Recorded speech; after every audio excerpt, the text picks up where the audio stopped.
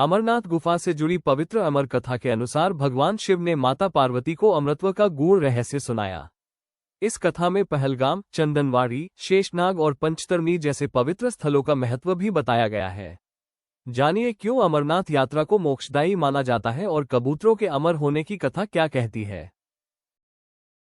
एक बार देवी पार्वती ने देवों के देव महादेव से पूछा, ऐसा क्यों है कि आप अजर हैं, अमर हैं, लेकिन मुझे हर जन्म के बाद नए स्वरूप में आकर फिर से बरसों तप के बाद आपको प्राप्त करना होता है।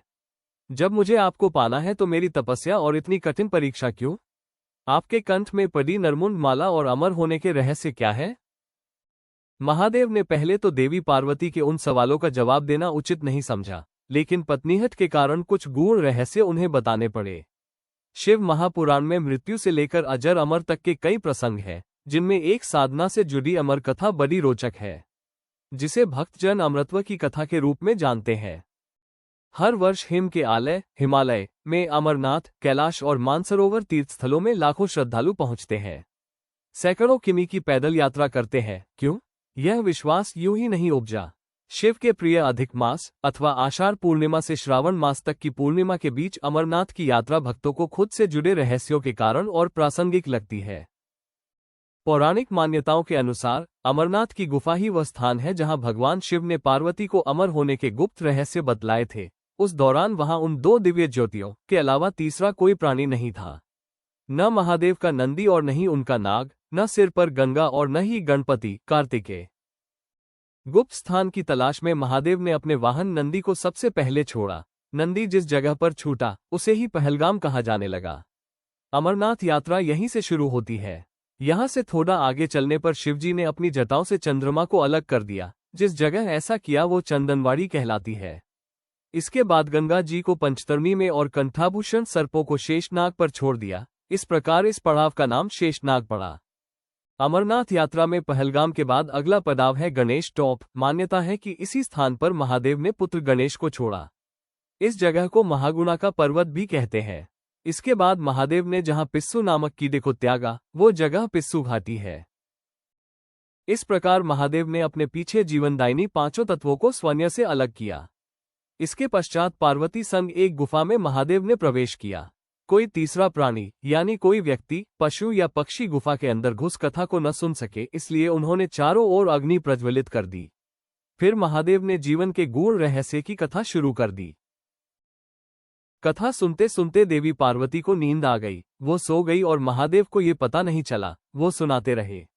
ये कथा इस समय दो सफेद कबूतर सुन रहे थे और बीच बीच में गूं गूं की आवाज निकाल रहे थे।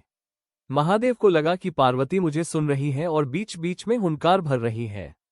चूंकि वैसे भी भोले अपने में मग्न थे तो सुनाने के अलावा ध्यान कबूतरों पर नहीं गया। दोनों कबूतर सुनते रहे। जब कथा समाप्त होने पर महादेव का ध्यान पार्वती पर गया तो उन्हें पता चला कि वे तो सो रही है। तो कथा सुन कौन रहा था? उनकी दृष्टि तब दो कबूतरों पर पड़ी तो महादेव को क्रोध आ गया। वहीं कबूतर का जोड़ा उनकी शरण में आ गया और बोला, भगवान, हमने आपसे अमर कथा सुनी है। यदि आप हमें मार देंगे तो ये कथा झूठी हो जाएगी। हमें पथ प्रदान करें। इस पर महादेव ने उन्हें वर दिया कि तुम सदैव इस स्थान पर शिव व पार्वती के प्रतीक चिन्ह में निवास करोगे। अंततः कबूतर का ये जोड़ा अमर हो गया और यह गुफा अमर कथा की साक्षी हो गई। इस तरह इस स्थान का नाम अमरनाथ पड़ा। मान्यता है कि आज भी इन दो कबूतरों के दर्शन भक्तों को होते हैं। अमरनाथ गुफा में ये भी प्रकृति का ही चमत्कार है कि शिव की पूजा वाले विशेष दिनों में बर्फ के शिवलिंग अपना आकार ले लेते हैं। यहाँ मौजूद शिवलिंग किसी आश्चर्य से कम नहीं है। पवित्र गुफा में एक और मां पार्वती और श्री गणेश के भी अलग से बर्फ से निर्मित प्रतिरूपों के भी दर्शन किए जा सकते हैं। तब से वो पावन गुफा केवल हिमखंडों का आश्रय नहीं रही, बल्कि अनादि सत्य की साक्षी बन गई। देवाधिदेव महादेव का वो दिव्य उपदेश, जिसे स्वयं प्रकृति ने भी अग्नि की दीवारों के बीच सुरक्षित रखा, युगों युगों तक श्रद्धा का आधार बन गया। कहा जाता है कि आज भी जब श्रद्धालु कठिन पर्वतों, बर्फीली हवाओं और दुर्गम मार्गों को पार कर अमरनाथ धाम पहुंचते हैं, तो केवल एक गुफा के दर्शन नहीं करते, वे उस अमर ज्ञान, उस अदृश्य ऊर्जा और उस अनंत कृपा को अनुभव करते हैं, जो स्वयं महादेव की वाणी से प्रकट हुई थी। में प्रकट होने वाला हिम शिवलिंग मानो ये संदेश देता है कि सत्य, तप और भक्ति कभी नष्ट नहीं होते। और वे श्वेत कबूतर, करुणा एवं अमरत्व के प्रतीक, भक्तों को स्मरण कराते हैं कि ईश्वर का ज्ञान सीमाओं से परे है, परंतु उसे पाने के लिए श्रद्धा, धैर्य और विश्वास अनिवार्य है।